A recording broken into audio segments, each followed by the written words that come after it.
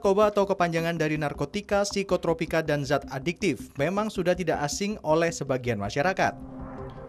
Namun tahukah bahwa narkoba ini bisa berasal dari tanaman atau bukan tanaman, baik dari sintetis maupun semi-sintetis? Zat yang terkandung pun tak main-main bahayanya, kematian pun dapat menjadi ancaman terbesar. Karena bahaya ketergantungan, penggunaan dan peredaran narkoba, maka diatur dalam undang-undang yaitu Undang-Undang Nomor 22 Tahun 1997 tentang narkotika dan Undang-Undang Nomor 5 Tahun 1997 tentang psikotropika. Dan berikut ini jenis narkoba berdasarkan undang-undang.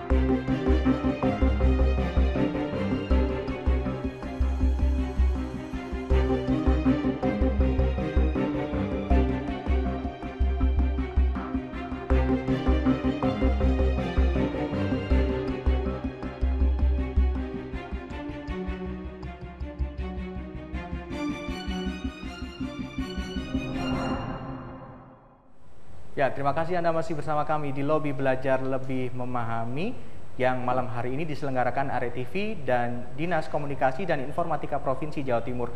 Tadi kita sudah melihat bersama ada satu paket tayangan, di situ ada rincian jenis-jenis narkotika maupun psikotropika golongan 1, 2, 3, baik itu karakteristik maupun efeknya. Sekarang kita lanjutkan lagi perbincangan dengan Ibu Sujiarti. Tapi sebelum saya bertanya ke Ibu Sujiarti, ada satu artikel lagi yang saya ambil dari beritajatim.com. Ini pada tanggal 24 Maret 2015. Headline-nya adalah Polresta Pasuruan ringkus 6 pengguna narkoba. Mungkin masih ada korelasinya dengan pertanyaan saya tadi. Saat ini kita lebih berfokus dalam menangkap pemakai dengan maksud untuk menarik ke atas untuk mengejar pengedarnya, atau bagaimana Bu? Fokusnya di mana saat ini? Ya, terima kasih Mas. Jadi BNN sebetulnya kalau menangkap pengguna yang kecil-kecil itu sebetulnya malah rugi. Jadi kita lebih fokus kepada pengguna yang apa namanya kakap sampai kepada jaringan. Jadi itu sudah merupakan indikator kinerja BNN harus sampai pada menangkap jaringan. Nah, kalau berbicara tentang menangkap yang agak besar begitu ya, kakapnya ini, ada satu artikel lagi Bu dari kompas.com, headline-nya adalah Napi Lapas Pamekasan edarkan narkoba di Jawa Timur. Ini masih napi yang berada di dalam lembaga pemasyarakatan, begitu mengendalikan peredaran narkoba di Jawa Timur. Masih banyak kasus seperti ini di Jawa Timur, Bu Sujiarti? Kalau berbicara lapas narkoba di lapas, ini sudah merupakan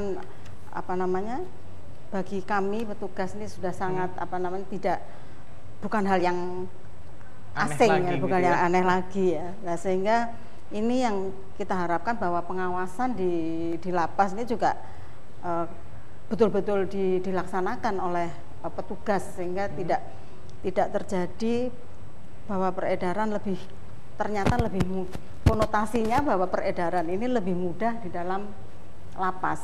Jadi begitu.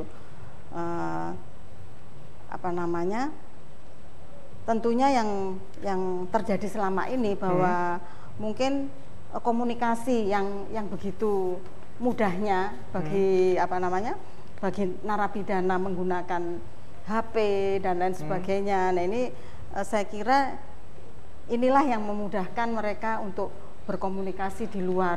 Kalau Ibu Sujiarti tadi mengatakan pengendalian peredaran narkoba dari dalam lapas ini sudah tidak asing lagi begitu ya. Nah, ini kejadian yang terus saja berulang begitu Bu. Kalau Ibu melihat ini di mana titik celahnya ini? Kalau berbicara titik celahnya, tentunya yang kita harapkan sebagai apa ya, sebagai petugas yang ada di lapas ini, saya kira juga harus betul-betul menjalankan tugasnya secara SOP yang benar. Kalau diiming-imingi dengan nominal rupiah begitu dari sang bandar gimana Bu? Nah ya ini tentunya apa ya, kita juga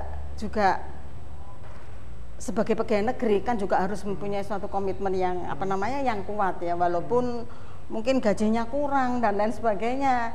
Kalau BNNP sendiri juga melakukan semacam sosialisasi atau penyuluhan mungkin kepada petugas lapas untuk kesadaran bagaimana menjaga agar tidak tergoda dengan rayuan-rayuan semacam itu, atau ada tidak Bu semacam itu, program-program semacam itu? Kalau untuk petugas lapas ini mungkin ranahnya ya, mungkin ini lebih ke arah Kumham ya. Menkumham. Menkumham. Jadi mungkin Menkumham yang harus bisa proaktif dan apa, menstres petugas-petugasnya yang ada di lapas. Karena kalau selama ini kurang keras begitu ya, penindakan terhadap petugas mungkin, yang nakal ya, gitu ya. Mungkin juga begitu. Oke, Ibu, saat ini kalau kita berbicara tentang peredaran narkoba yang masuk ke dalam Jawa Timur ini, ada berapa banyak jaringan sih Bu yang katakanlah dari internasional yang memasukkan barang haram itu ke Jawa Timur? Ada berapa banyak jaringan yang bermain di Jawa Timur Bu? Kalau mengenai jaringan mungkin yang terbesar ini adalah di Nigeria ya, Cina. Nigeria, Cina, kemudian Malaysia juga. Ini yang apa namanya, yang terbesar yang memasukkan di Jawa Timur, barang haram ini ke Jawa Timur. Ibu, kalau kita melihat beberapa saat yang lalu ini masyarakat cukup diramaikan dengan pemberitaan tentang eksekusi mati terpidana kasus narkoba.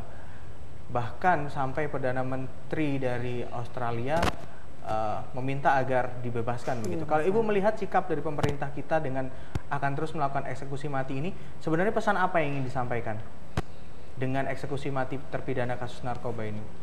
Ya, terima kasih. Jadi kalau kita sudah berbicara hukum, tentunya di sana kan sudah ada apa namanya,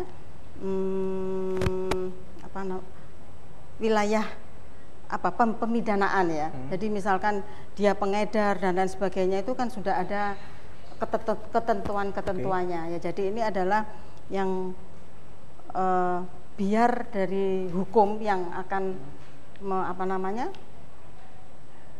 istilahnya, kita tidak akan yang penting bahwa hukuman harus sesuai dengan yang ada di dalam. Karena sudah melalui proses hukum. Iya, sudah proses hukum, maksud saya begitu ya. Kalau Ibu dari BNNP sendiri melihatnya, hukuman mati ini apakah cukup ampuh untuk menimbulkan efek jera begitu kepada mungkin bandar narkoba yang ingin bermain di dalam mengedarkan narkoba di Jawa Timur khususnya? Ya, jadi kalau hukuman mati bagi pengedar, ya saya kira kalau untuk efek jera saya kira boleh lah ya, karena ini berhubungan dengan generasi kita ya. Jadi mungkin itu. Tapi kalau masih banyak yang jaringan-jaringan yang masuk ini, apakah juga dipengaruhi karena faktor mungkin lamanya eksekusi mati dari terpidana kasus narkoba ini? Apakah ini dianggap bahwa hukum di Indonesia masih bisa dipermainkan begitu Bu? Karena lamanya proses eksekusi hukuman mati ini. Ya Kak. Kalau kita sudah berbicara masalah hukum ya, lah inilah Indonesia begitu. Sehingga kadang-kadang saya juga merasa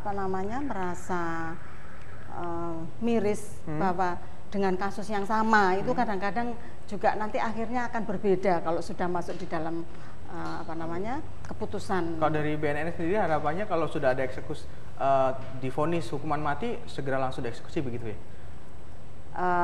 Harapannya begitu, jadi tidak menunggu tidak menunggu lama Oke. begitu ya. Ibu, kalau untuk pemakai narkoba sendiri apakah semuanya akan direhabilitasi atau bagaimana? Kalau di tangan BNNP seperti apa? Dijawab nanti ya Bu Sujiati, karena kita harus jeda dulu. Tetaplah bersama kami, Lobby akan segera kembali saat lagi.